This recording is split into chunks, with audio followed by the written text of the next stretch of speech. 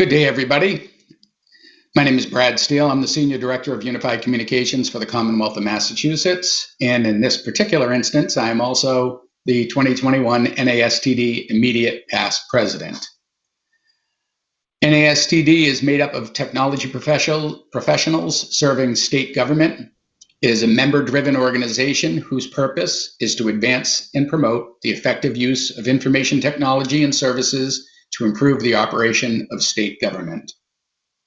Article 1 of the NASTD Constitution, Section 2, under Purposes and Goals, the second goal is to engage in programs for the training, education, and development of technology professionals from all areas of state government. While president last year, I decided to put together a set of educational videos, what I like to call 101 sessions on different technologies to help with this education.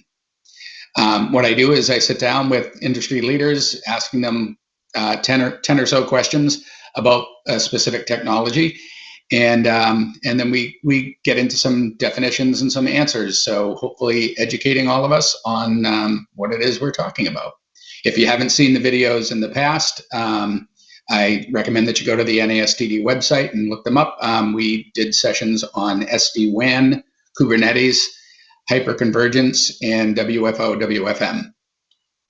Going forward, it's my goal to do this quarterly, and hopefully we can come up with some good technology discussions. And if you have any recommendations for future topics, you could reach out to me at brad.steele@mass.gov. So with everything that's been going on in the pandemic and quarantine world, a lot of emphasis has been put on the different technologies around video conferencing and conferencing in general, and how do we telework and work going forward. So the topic for this particular session is going to be web real-time communication, or WebRTC. For this discussion from our corporate community, I would like to welcome Jim Kluber, the Video Systems Division Manager at Compunetics. Compunetics is an organization that specializes in communication and collaboration technologies. Welcome, Jim. Thanks, Brad. Thank you for the introduction. So we'll jump right in, and again, for those of you who haven't seen these sessions before, it's basically 10 standard questions. The different technologies kind of make those questions vary slightly, but it's the basic question. So we're going to start with the most simple of the questions, I think. What is WebRTC, and what is it used for? Okay, so WebRTC, again, has an acronym in it. So Web RTC for real-time communications. So the web part in front means that it's real-time communications that is built into web browsers. So basically, they've taken the traditional audio and video codecs that were historically in hardware-based room systems, and they've now built them into the browser so that your browser can be used as a audio and video communication device. So really, the vision of WebRTC, though, was to make it available to everybody, since everyone has access to a web browser. You know, not everyone has access to an expensive video room system that was sitting there in their office, right? And so that's kind of the goal and the vision of WebRTC. Okay, so that kind of explains why my wife and I can't talk to each other directly from our Samsung device to our iPhone device, but we can still use WhatsApp. Exactly, yeah. And I would, to that point, Brad, I would say, but you both could use WhatsApp, and as an example. And there are other things out there, like, if you got an iPhone, you could use FaceTime or whatever with her, right? So, or she got one, whichever one it was there. But I would look at those as being more social video apps, if you will, for people use on a general small basis. But I would see WebRTC as being more the business class type of technology that's out there. And again, like I said, it's based on browser technology. Okay. And if I may just add one more comment maybe about that, since it's browsers, pretty much all the major browsers these days support WebRTC technology. So even though it kind of started with Google Chrome, Chrome Chrome, Firefox, Safari, Edge, they all support it. And one notable exception to that would be Internet Explorer, which was Microsoft's older web browser. However, there's still a fair number of agencies and businesses that still have Internet Explorer in there. So in those cases, you do need to kind of inform the people that that's really an old browser that doesn't support this technology. If you want to use it, you can use one of the newer browsers. But for the most part, it's pretty ubiquitous these days. Okay. And so how are solutions leveraging WebRTC for real-time communication and collaboration? Okay. So there's a lot of applications now using this technology. And when the technology was originally developed, it was developed with 3 different types of communication schemes associated with it. So I'll go through those because each of them kind of lend themselves to different applications. So the first form of communication was a peer-to-peer communication, which in a sense is what you were saying, with almost your FaceTime or WhatsApp application. Each client, if you will, is talking directly to one or the other. So in a peer-to-peer communication, if you have, a 2 or 3 party session, let's take a 3-party session as an example. I'm establishing 2 separate peer-to-peer connections, one to party A, one to party B. So even though to me it looks like I'm talking to 2 people at the same time, behind the scenes, my browser really has 2 completely independent sessions to each other. And that works really well for different types of applications. There are a small number of parties that might be involved in them. Maybe a historical one or a common use of that these days would be like a video help desk. So you call in for something, you're trying to get assistance. Usually you're just talking to one person, maybe 2 people at a time. And so that technology works very well in that case. The second type uses another acronym in the industry called an SFU, which stands for Selective Forwarding Unit. And in the case of an SFU, instead of connecting directly to your other peer, you connect to a server that's out there, either in your network if you're hosting this yourself, or you're using one of the cloud service providers out there. You connect to their server. So everyone that joins the conference call or the meeting, they send their connections to this SFU. And the role of the SFU is to kind of be the traffic cop or be the distributor of the different audio and video streams to the other people. So that if I'm connected and you're connected, at the user interface, you can say, do I want to see everybody or do I want to see 1 or 2 people? And you basically send that communication to the SFU, and the SFU forwards that stream to you. Okay. And then it requires your browser to do the compositing of how you want to see that displayed in front of you.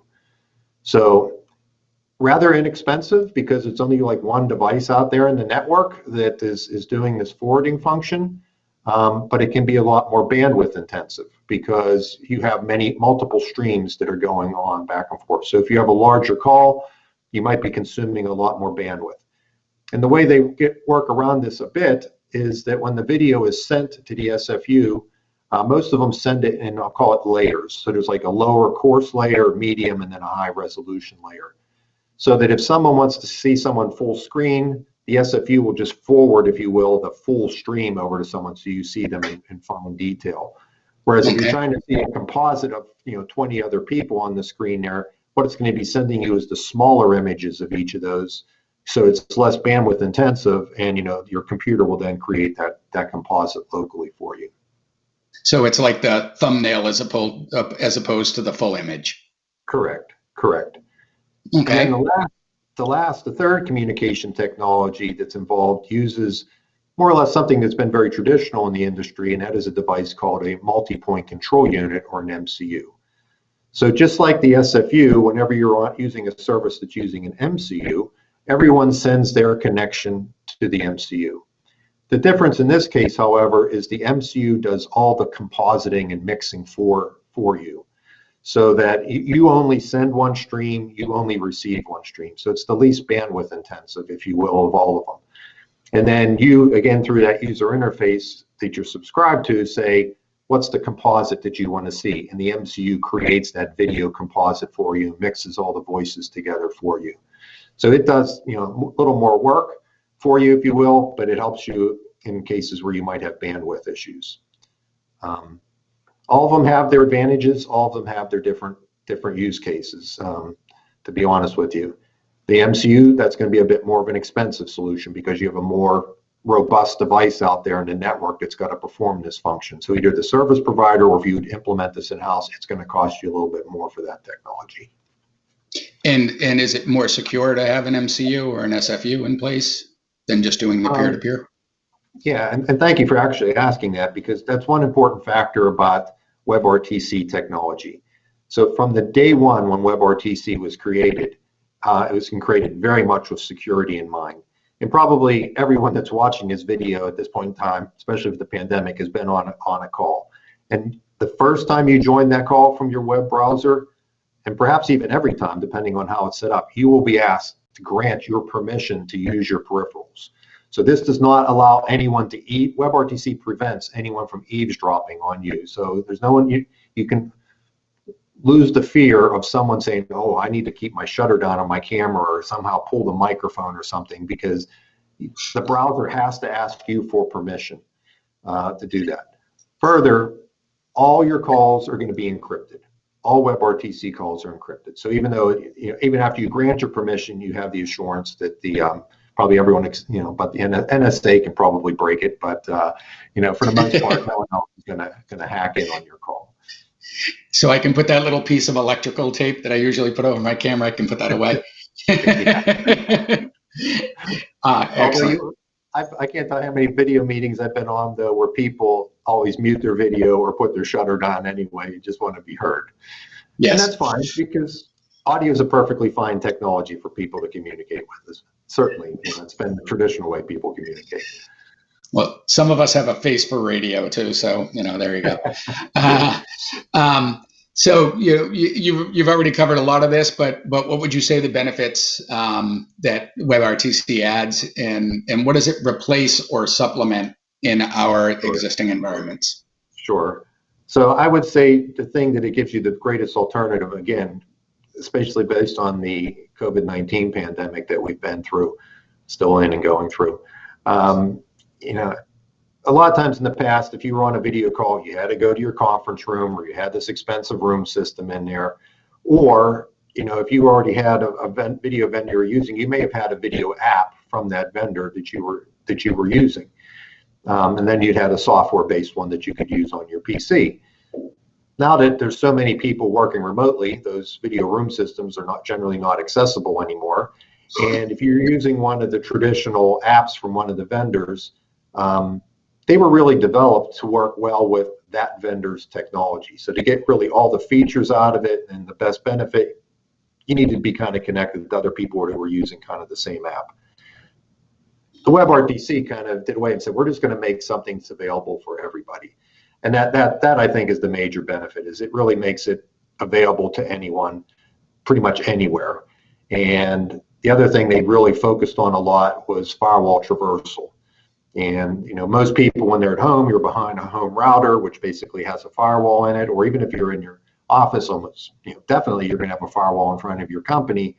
And the WebRTC technology was built to kind of work around and through those firewalls, to allow you to connect. Whereas sometimes when you used traditional equipment, you were blocked from doing that type of conferencing. And I assume that's the same on a VPN connection as well. Yeah. And actually VPN connections add a little bit special circumstance, because the VPN packets that are done actually make the packets a little bit smaller because of the overhead of the VPN. And so you have to do some packet shaping and size limiting on there. And WebRTC, again, adjusts well to that, reducing, if you will, the traditional IP packet. Mm-hmm. Excellent. So what are the changes in technology that have occurred, especially as we, as we look towards the future, what's coming up as well? Okay. So again, maybe so it's a little bit of a repeat. The major changes were kind of pretty much becoming ubiquitous to people who are using soft clients now to connect as opposed to hardware-based clients. That's I would say, the biggest one. Also, major shift of people, I would say, using cloud services these days to communicate with. People, there was, a decent amount of cloud services in the past, but I would say now people are using them very often are using it from, obviously from either from a particular vendor or from a service provider.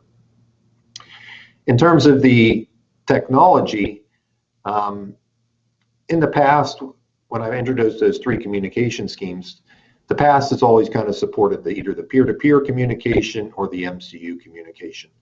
I would say the SFU technology has really come on strong with WebRTC in particular, because it significantly reduced the cost and the complexity of the technology in order to have larger conference calls.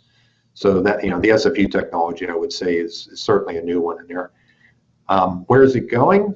I would say it's becoming more and more ubiquitous everywhere each day. I think one of your later questions might be about some of the challenges and that we face still. And I think the browsers are all there. Some of the challenges are with the mobile devices. There's a lot of mobile devices that you certainly can use a mobile device, but where I've seen some issues is a lot of the mobile devices now have 3 or 4 cameras on them. And sometimes the right camera isn't picked up, so instead of looking at someone's face, you're looking at the far side of their room. So there can be some challenges there. And a lot of the mobile devices come with their own browser, and so those ones may not be kind of the mainstream browser. So sometimes there's some little challenges associated with that. But it's really becoming like almost a de facto standard of how people communicate. Excellent. Yeah, if you saw the other side of my camera, that's where I keep all the mess. Everything on this side of the camera is clean. So what are the use cases of implementing WebRTC? Sure. So, we mentioned some of them already, like the social use of it. If you just want to get together with a group of friends or something. And really, if you want to do that, there's free WebRTC services out there. They may limit you on how long you can connect or the number of people involved, but that's pretty available to people.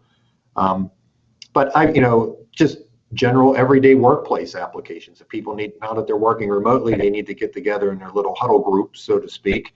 And you don't have the little conference room down the hall, so you get together with your 3 or 4 party conference on there and discuss either sales topics or marketing things or whatever it happens to be, programs that you're offering to the public. But there's also, I think, arisen a number of very specific vertical markets that have really taken advantage of that. And so I'd like to mention a couple of those here. From my perspective, and I see it somewhat from my own corporate stand doing it, but telemedicine has really taken advantage of this, particularly with the pandemic. Hospitals and doctors' offices didn't want to see people, so now you see almost they all support some type of video consultation, right? So you can go to your doctor's office website or the hospital's website from your browser, connect in, and be able to either set up an appointment directly or maybe talk to an assistant there who will then set up a consultation or immediately put you into a session with someone. So telemedicine, very big user of this technology these days. Another area that we've seen a lot of growth in is Tele-Justice. So somewhat similar circumstances. People used to come to a courtroom, right, to have their hearing or whatever, and there'd be lots of people close together, and that's kind of shunned. Although some places are opening back up again, of course. But this technology again fit in very well with that. This allowed people to have remote hearings. The lawyer can come in from the lawyer's office. The client can come in from their home. Wherever they are, the judge may still be in the courtroom, but he has monitors set up. He or she has monitors set up in that courtroom, to monitor the hearing. And there's usually some type of judge advocate there that's going through the docket for the day and walking people through it. But I've also seen it in almost any industry now is offering, in addition to just a phone support line, or you get on their website and there's just chat. Many of them now are offering a video help desk, if you will. So you bought an appliance, you can't figure out how this appliance works. You can go there, they can have a video, they can actually see what you're trying to install, for example, in your house. Webinars, people are using this technologies for webinars or virtual trade shows. We used to get together in hundreds of thousands of people at these big trade shows. Many of them, especially this past year, were conducted all virtually, and a lot of them use this technology. So many different applications for it, Brad. Yeah, and we took advantage of that with NASDD for sure. What challenges can the technology solve for state agencies in particular? So a lot of the state employees, right, were sent home saying you need to work from home, right? So those people still don't want to live in just a shoebox, right? They still want to, get together and have a little bit of a socialization with the people that they work with, and obviously do meaningful work together. So certainly just the general business meetings that I mentioned earlier, certainly facilitate that. But just if the state agencies offer different services that may have been in-person services, they can now be done virtually. And one example that I'm familiar with from a state agency was with someone that was trying to deal with people that had to reinstate their driver's license. So they lost their driver's license or expired, whatever, and they needed to go there. Well, to do that, historically, they had to go there in person to, the local driver's agency.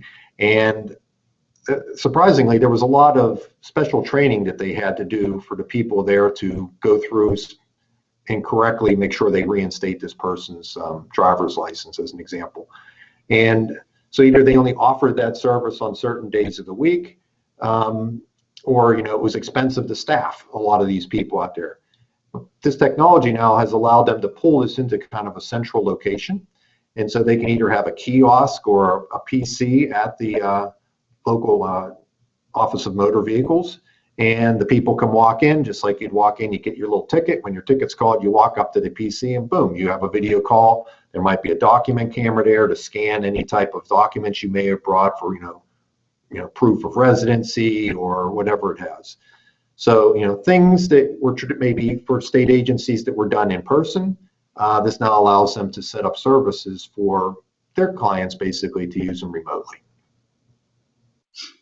Anything that makes the RMV easier to deal with is a plus for me. So I'm sold. I hope that's not indicative of lost licenses in the past. So if I'm looking at Webrtc, what do I need to think about as far as hardware or software or things like that I would need to procure? Okay, so first off, I would say whoever's considering this, ask yourself a couple basic questions like, what am I trying to do? If whatever you're doing is really, really security conscious, I would say then you probably should consider getting something to bring in-house. And so that, that's probably going to consist of, a server, or if you go to the MCU route, a dedicated, hardware device to do that audio and video mixing for you. But, I would say for the large part, there is a large variety of cloud service providers out there that you can pick from. And, it's geared rather inexpensively these days. Security's pretty much still top notch, with them.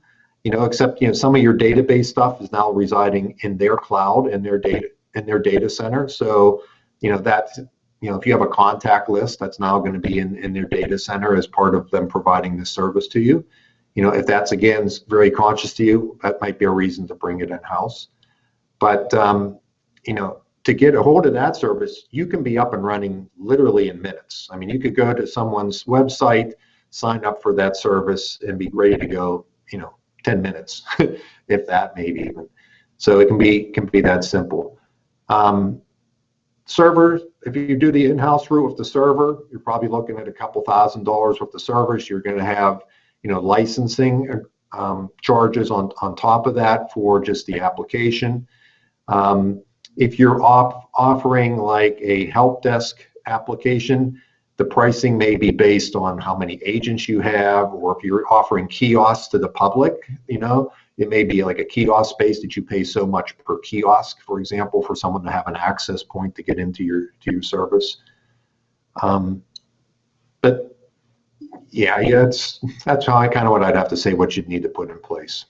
Yeah, and if you're bringing that on-prem as opposed to a cloud solution, I'm assuming that there's pretty significant bandwidth consideration that you would need to talk about. Point. Exactly, that's a very good point. And again, that also plays in whether you use the SFU technology or MCU technology, right? Because of how many people are kind of funneling through your pipe. But yeah, if you're using a cloud service, you're using that network provider's ISP bandwidth. Each individual only has to deal with their local one, even if you're in the office, it's your local one. But if you bring that in-house, now you're using all your internal network. And even if you just use it completely in-house and the employees are in the building, that's now a lot more of just your internal data network that you're going to be utilizing. So you might have to beef that up a bit. All right. And so next question up on the list is, what do I need to consider before procuring?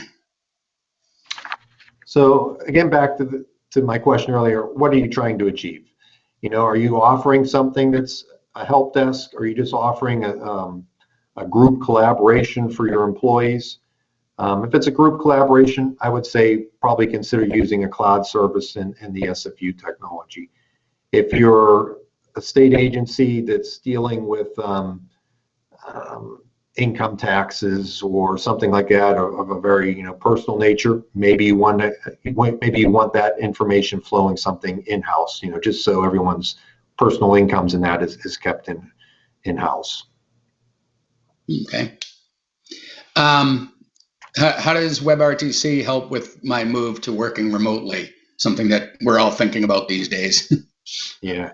So again, some of these seem almost like repeat stuff. Obviously, to help you working remotely, certainly using your browser as opposed to having a hardware device, or even just the traditional software application. Usually, if you had a software application in the past, that had to be installed and managed by your IT group, right? It was an application for your business, and that's the responsibility of your IT group to make sure that everyone's using vetted applications within your group.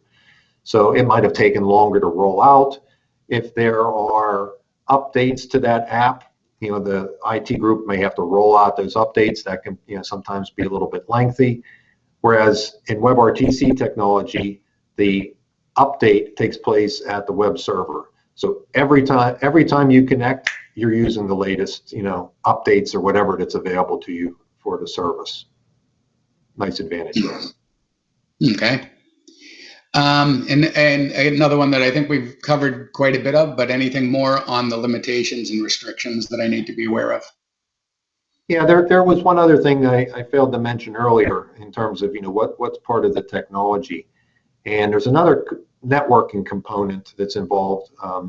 Is often referred to as a turn server, and what the role of the turn server is it helps you negotiate those firewalls. So either the corporate firewall, your own local home firewall. While we still live in pretty much an IPv4 world, everyone hasn't gone to IPv6 and have their own unique IP address that's unique among everyone else in the world and universe. IPv4 has a very limited set of IP addresses. So in order to get around that, they use something called network address translation, or NAT, so that what you present to the open internet is different than what you have inside. So in order for two people to communicate, they kind of have to let each other know, well, what's my public IP address, and then behind that public IP address, what's my local IP address? And that's really the role of the turn server, or what's called a stun server, part of the turn server technology, to negotiate those different things. And a lot of times, the only way they will do that is to actually use a trusted turn server, so that when you connect through, the calls, even though they may be peer-to-peer, they actually have to go out and through that turn server in order to get routed back and forth to the other one. And that gives you your best advantages of getting through a very strict firewall. But firewalls can still be made ultra restrictive and block this technology. I mean, if it wasn't, then what's the purpose of a firewall if someone can get through, right? So there's still things people can do to block it, and you need to be aware of it. One other thing I just happen to think of, though, is also mobile devices, right? Because mobile devices, you can connect by cellular, you might be on Wi-Fi. The Wi-Fi might have restrictions. I've seen where people could be, in a well, maybe not so much in the coffee shop, but if someone's in my building here and they're using our guest Wi-Fi, it'll block them from making a WebRTC call. But if they switch over to using their cellular data network, that's open. So something else to kind of keep in mind. Well, you triggered something in my brain that just made me smile. You know, when I first started in technology, a security person once said to me, he could tell me every application that was secure in the Commonwealth. And I asked him, how does he know that? And he said, well, if it works, it's not secure.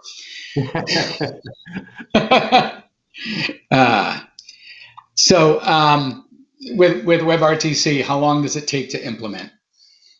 Again, it's built into your browser, right? So you don't have to like do anything locally. So again, you know, someone can invite you to a meeting and you don't have to do anything. You get an email from someone, and in that email is a link, and hopefully you trust the person that sent you that link, and you've scrutinized it to make sure it's someone not phishing you or something like that. But then you just click on that link and you can be connected into the conference. You may be asked for like a security code to join that meeting, or they may prompt you for the name, but it can be really that simple. And to sign up for the service, again, you could go to the website of a cloud service provider and sign up for this service and get your own personal meeting room. And then you have that available to you too, that you can send out a link to someone else and say, hey, join me here. And what about with the SFU and the MCU? Obviously, a little more time involved with those. Yeah, especially if you're going to bring it in. Well, if you're going to bring it in-house, yes, certainly more time involved. There, I would say, you know, you're going to want to check with your ISP, make sure you have, you know, enough bandwidth. You know, I've seen companies that, you know, bring in a separate ISP line just to handle their video, separate from their corporate data network, right? That way there's no concern about compromise between the two of them if you keep the separate video network versus data network. So you might want to check that out. That could, depending on your service provider, that could take weeks. You know, I think of our organization here, because we're considered critical for a lot of things. We're on a fiber ring, so we actually have 2 feeds into our building. So if you're an important agency and you need to offer this through that service, getting that set up so you have 2 physical inputs into your building, that could take, you know, perhaps a couple months if you're trying to set something up like that. If you're strictly using a service provider, they take care of the SFU or the MCU technology for you. You don't have to worry about that. Okay. How does cost structure work for WebRTC? So I would say most people that are buying it as a service usually pay it's a known fixed monthly fee for it. And usually that fee entitles you to your personal meeting room and some number of allowed guests that can be joined into that. As I mentioned before to you about the video call center or video help desk applications, that may be licensed to you based on either the number of agents you have that are working that, or the number, if you do a deployment that uses kiosks, it may be based on the number of kiosks that are out there. On the other hand, if you're bringing it in-house, you're going to have the upfront cost of the hardware, the server, the MCU, whatever it happens to be, the ISP service there. For ISP, you can get contracts, I don't think much less, at least a year. Usually you'll get 2 or 3 year contracts for an ISP. And with the SFU provider or MCU provider, again, you may be able to just purchase it up front as a capital purchase. You may be able to have them lease it to you if you want it more as an OpEx type expense for you. So really can be of a large variety. And in the case of like an MCU, you may be paying per port, is what they call it. So per port would basically mean the number of simultaneous concurrent users on that system. So if you sign up for a 100 port system, you may have 10,000 employees, but no more than 100 can use that system at that time because you've licensed it for 100 ports or something like that. Got it. All right, last question. I told you this would be relatively painless. So what else do I need to know? What have I forgotten to ask you? Let's see. That's the toughest question because you've already asked me quite a few things. Just maybe where do you think again this technology is going? I'd like to maybe go back to that topic for a moment, and I would just say, just like your PC has now become just a no one works without a PC these days, right? 30 years ago, people had plenty of jobs that didn't have, they didn't have a PC. So, now it's rare for anyone to have a job that doesn't use a PC in one way or another. I would say WebRTC is starting to become or almost become the de facto way for people to communicate. Sure, people are going to have home phones, but a lot of people don't have home phones anymore, right? They just use their mobile device, and that uses cellular networks. It may just be people in the future may just have just a data network, and you're just using this WebRTC technology as your means of communication, no matter what you're doing. So it's either going to be this or something that derives from it, because it's really taking off, and it fits in well with IP networks, packet networks everywhere. Excellent. All right, I think that covers it. Very interesting discussion. Something that I think that we all, especially like I said, with the pandemic and with the telework movements that have been going on, and with the future of work, something that we all can benefit from. And so I'd like to thank you again for your time and for your expertise in this. So again, thank you, Jim Kluber, the Video Systems Division Manager at Compunetics. And as far as the NASTD is concerned, if you have ideas for future 101 sessions, please again reach out to me, Brad Steele, at brad.steele, STEELE, at mass.gov. And we'll see you next quarter. Thank you. Thank you, Brad. Have a good day.